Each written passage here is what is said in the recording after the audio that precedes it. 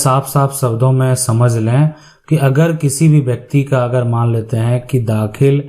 जो खारिज है अगर नहीं हुआ है ना, म्यूटेशन अगर जो है यहाँ पर नहीं हुआ है,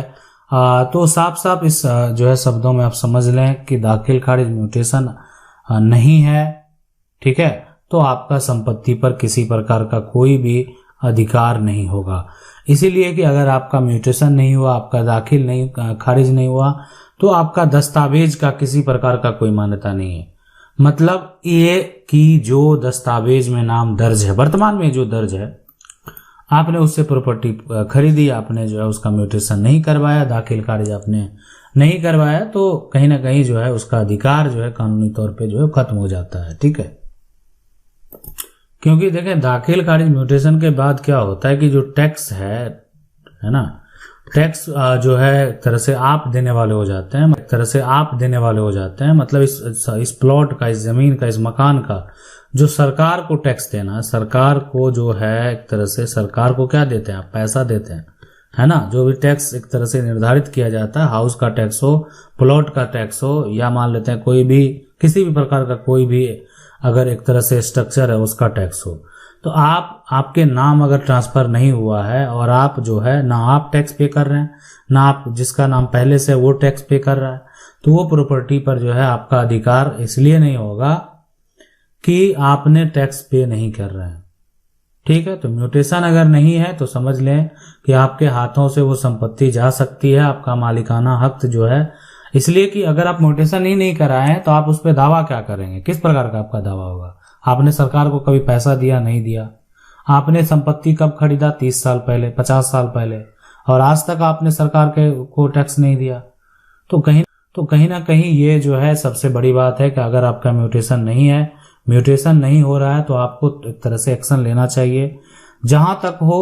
प्रयास करना चाहिए। आपका म्यूटेशन क्यों रिजेक्ट किया जा रहा है, क्या कारण है, क्यों नहीं हो पाया, बहुत तरह की चीजें हैं, उसमें विलंब करना जो है आपको समस्या उत्पन्न जो है वो कर सकता है। सवाल ये कह रहे हैं कि सर हमने 25 साल पहले एक प्लॉट खरीदा है लेकिन हमने दाखिल खारिज नहीं कराया, बेचने वाला तो मर चुका है, अब उसके पोते के नाम जमाबंदी में है, ये बहुत एक तरह से है। अब सभी ने मना कर दिया तो सिविल कोर्ट हमारे पक्ष में हो सकता है क्या? बिल्कुल। देखें कहीं भी आप अगर जाएंगे म्यूटेशन, आप चाहें तो एक तरह से सिविल कोर्ट जा सकते हैं, ठीक है, सिविल कोर्ट जा सकते हैं। म्यूटेशन अपील आप चाहें तो जिला कलेक्टर के पास यानी एडीएम कोर्ट में भी आप कर सकते हैं, ठीक है, एडीएम कोर्ट में कर सकते हैं। हो सकता है कि आपका जो भी करना, आज आप सबसे पहले आपको क्या करना है, आप म्यूटेशन के लिए अप्लाई करें और उसमें जो रिजेक्ट हो गया है उस रिजेक्ट का फाइल करें, ठीक है, ताकि किसी प्रकार का कोई भी जो भी आपको एक तरह रिजेक्शन का कारण है वो आपको स्पष्ट तरीके से अगर वहां पर दिया हुआ, मेंशन किया हुआ कि नहीं पोते के नाम से वर्तमान में दादा ने बेचा है, पोता के नाम से जमाबंदी कायम है इसलिए रिजेक्ट हो गया, तो वो सारा कंडीशन स्पष्ट को लेकर आप जा सकते हैं कि इस तरह का समस्या है, हमने एक लंबे समय यानी 25 साल तक म्यूटेशन जो है नहीं करवाए, तो फिर उस पर एक आदेश जारी होगा, उस आदेश अनुसार जो है जो अधिकारी हैं आपका म्यूटेशन करेंगे। अगला सवाल है कि सर ये कह रहे हैं कि मुझे आपका हेल्प चाहिए। सर 1988 में जमींदार को जमीन का तरह से रुपये भी दिए मेरे पापा, लेकिन लिखवाए नहीं और ना ही कोई एग्रीमेंट है। 1988 में उस जमीन का फसल जो है उगा रहे हैं, अपना कब्जा भी है, और अभी तक सर आप अब ना रुपया देने वाले मेरे पापा रहे और ना रुपया लेने वाले जमींदार रहे, कोई गवाह भी नहीं है। जमींदार के बेटे बोलते हैं कि हम नहीं जानते पैसे कितने लिए, हम 35 साल से फसल उगा रहे हैं सर, कोई रास्ता हो तो बताइए। देखें सबसे बड़ी बात क्या है कि ना ही कोई एग्रीमेंट है, ना ही कोई दस्तावेज है, तो आज इस जमीन से जो है अगर कानून में बात करें, देखें आप जाएंगे अगर मान लेते हैं कि ये इस जगह पर जो है आज वो सामने वाले इस बात का अगर यकीन नहीं कर रहे हैं, ठीक है,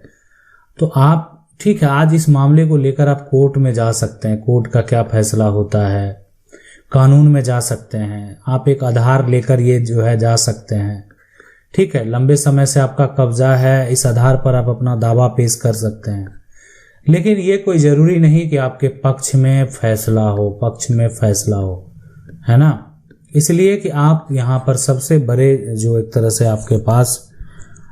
जो है कि संपत्ति का टाइटल आपका पास कोई भी ऐसा डॉक्यूमेंट नहीं है जिसको लेकर सकें, कोई लिखित तौर पे कोई ऐसा दस्तावेज नहीं है जिसको लेकर आप अपना दावा पेश कर सकें,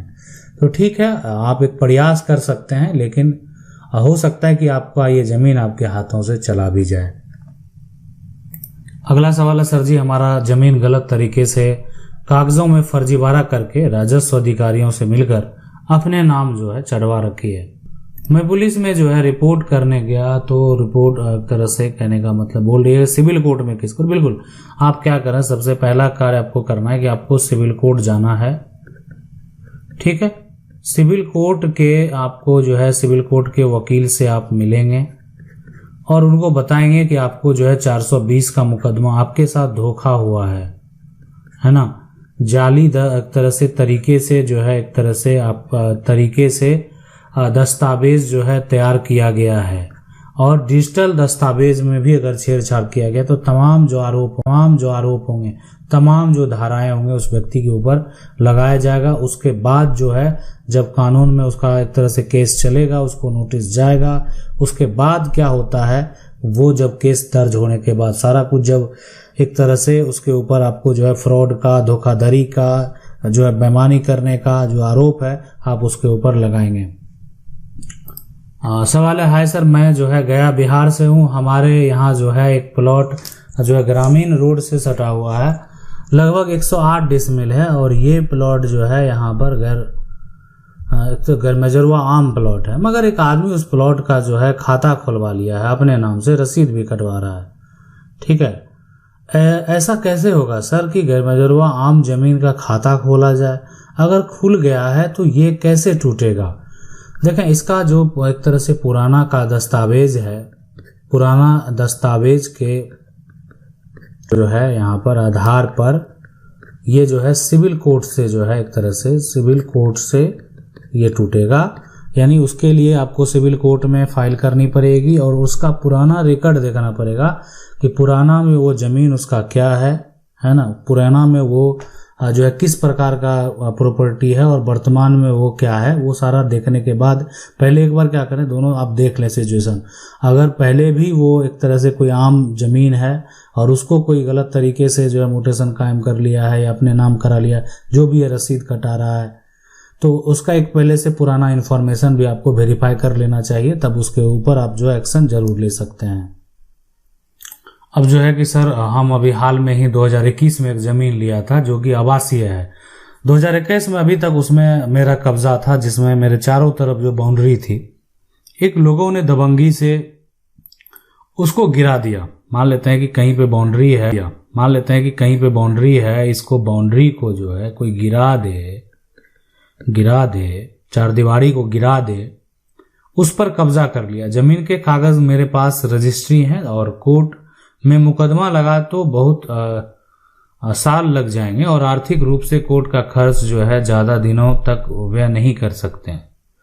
देखें, सबसे बड़ी बात यह है कि कोर्ट के अलावा देखें कुछ भी हो, अगर आपके पास रजिस्ट्री है, उसके पास आपके पास उसका म्यूटेशन भी है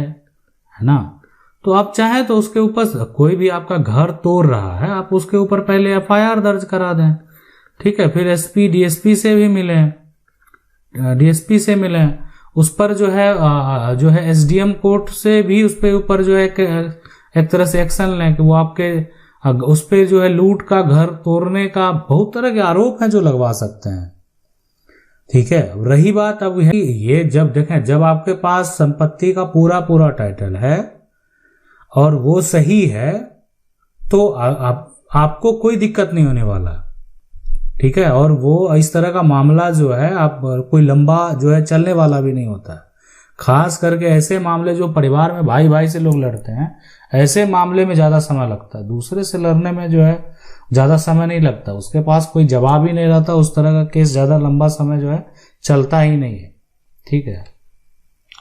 अगला सवाल है कि भाई ने पूरी लाइफ डैड की प्रॉपर्टी को जो है बेचने के लिए जो है एक तरह से काम किया और जो है मैरिड किया और मरना एक तरह से जो भी है किया, सब उसको जो है दिया और जो है यहाँ पर बैन ने भाई से प्रॉपर्टी कैसे मांग यहाँ पर सकती है। ठीक है, बहन का कोई भी हक नहीं बनता क्योंकि उसका सब जो है सब यहाँ पर दे दिया, फिर भी भाई जो है बहन भाई से लड़ाई है, और जब भी वह जो है ना एक तरह से वैन की नोटिस जो भी है। देखें, आपका मामला जो है डैड की प्रॉपर्टी बेचने के लिए पूरी लाइफ जो है यहाँ पर अब जो है बहन भाई का हिस्सा मांगती है जमीन में। देखें ठीक है, देखें जो भी कारण होगा बहन भाई का, बहन का हिस्सा है, बहन बेचा नहीं बेचा, बेच कौन रहा है, भाई बेच रहा है। भाई कितना बेचेगा, अपना हिस्सा बेचेगा। ठीक है, अपना हिस्सा आप बेच सकते हैं ना। बहन का एनओसी तो चाहिए ही चाहिए, आप तो नियम है, कानून है। बहन तो आप भाई है तो इसका मतलब ये नहीं आप कुछ कर सकते हैं, बहन जो है वो कुछ नहीं कर सकते। बहन भाई बस समान है, हर चीज में समान है, हर हिस्से में समान है, हर शेयर में समान है, कानून अब यही कहता है। ठीक है, तो प्रॉपर्टी में जब भी अगर मान लेते हैं बहन हिस्सा मांगेगी तो आपको देना पड़ेगा, आप उसको नहीं रोक पाएंगे, इसलिए कि वो उनका जो है कानूनी अधिकार है। ठीक है, कानूनी अधिकार है। ठीक, आशा करते हैं वीडियो अच्छा लगा होगा। वीडियो को लाइक जरूर करें, चैनल को पहली बार देख रहे हैं सब्सक्राइब करके जो बेल आइकन है उसको जरूर दबा लें। मिलते